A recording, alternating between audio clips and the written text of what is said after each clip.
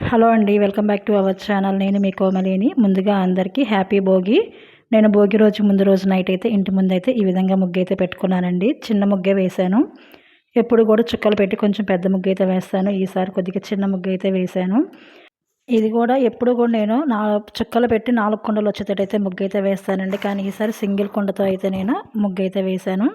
Next day morning అయితే స్నానాలన్నీ అయిపోయిన తర్వాత ఇలా కొన్ని పిక్స్ అయితే తీసుకున్నాము. అదే రోజు మార్నింగ్ తెల్లవారుజామున 4:00 అయితే మా ఇంటి పక్కనైతే భోగి మంటలు అయితే వేశారు. అక్కడికి మేము కూడా వెళ్ళామండి. వెళ్ళి కాసేపు అయితే ఉండి కొన్ని వీడియోస్, ఫొటోస్ అయితే తీసుకొని ఇంటికైతే వచ్చేసాము. జస్ట్ పక్కనేనండి. అక్కడికి వెళ్ళి వేసుకున్నాము. తర్వాత ఈ భోగి మంటలోనే కొంచెం ఇవన్నీ కూడా అయిపోయిన తర్వాత లాస్ట్లో అయితే వేడి నీళ్ళు అయితే పెట్టుకుంటారు. భోగి రోజు ఇలా భోగి మంట వేసుకున్న తర్వాత అక్కడ వచ్చిన నిప్పులతో అయితే నీళ్ళు అయితే వేడి చేసుకొని ఆ నీళ్ళతో అయితే స్నానం అయితే చేస్తారు. మేము కూడా అలాగే చేసామండి ఈ సంవత్సరం కూడా.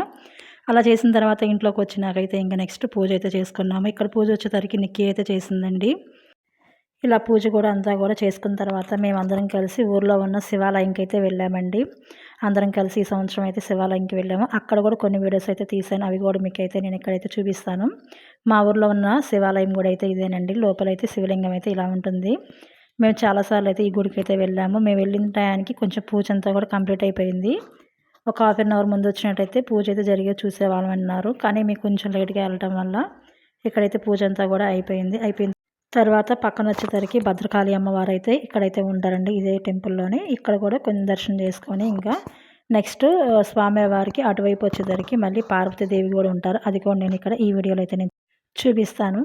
ఇక్కడ పార్వతీదేవి అమ్మవారిని వచ్చేసరికి నవరాత్రుల్లో అయితే అమ్మవారిని అయితే రకరకాలుగా అంటే నవరాత్రులు 9 రోజులు అమ్మవారిని 9 రకాలుగా అయితే అలంకరిస్తారు. ఇక్కడ ఈ పార్వతీదేవిని అయితే లాస్ట్ టైం కూడా నేను ఒక వీడియోలో అయితే నేను పెట్టానండి. ఆ వీడియో అయితే అమ్మవారిని అలంకరించింది.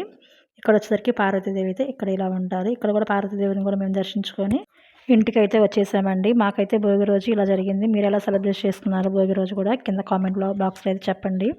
ఇంతకీ నేను వేసిన భోగి రోజు ముగ్గు ఎలా ఉందో కూడా చిన్న కామెంట్ అయితే చేయండి. నెక్స్ట్ డే మార్నింగ్ కూడా నిక్కీ అయితే కూడా ఇలా కొన్ని పిక్స్ అయితే తీసుకుందండి. నిక్కీ అయితే నేను కొంచెం బాగా హెల్ప్ చేసింది ముగ్గేయమని చెప్పేసి. ఇంతే ఫ్రెండ్స్ ఈ వీడియో కనుక మీకు నచ్చినట్లయితే ప్లీజ్ లైక్ చేయండి, షేర్ చేయండి, సబ్స్క్రైబ్ చేసుకోండి. పక్కనే ఉన్న బెల్ ఐకాన్ని క్లిక్ చేశారండి. నేను ఇప్పుడు కొత్త వీడియోస్ పెట్టినా మీకు నోటిఫికేషన్గా వస్తుంది. Thank you for watching.